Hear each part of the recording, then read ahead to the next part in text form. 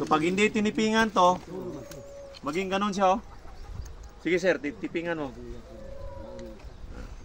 So dapat pantay. Oh. Oh, yun.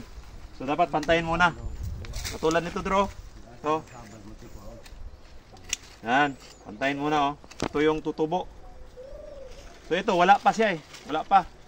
Di muna. Babayan muna. Tipping oh, ito. Diba? Hanapin mo to.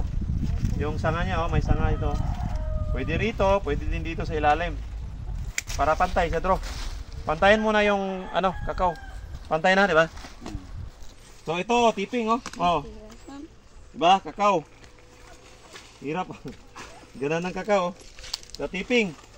30 to 40 cm. Oh, putol. Tapos sa susunod, ito na yung lalaki. Ito. Tipping. Ito.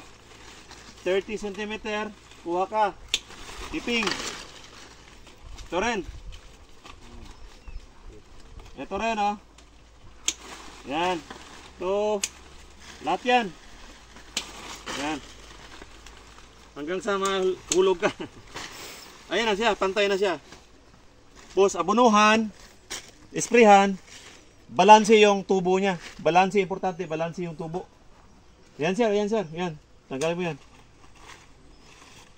Yan yung ano. Tipping. Sa formative pruning muna tayo. Formative pruning. Formahin natin yung kakao. Tapos under ng tipping. Goods.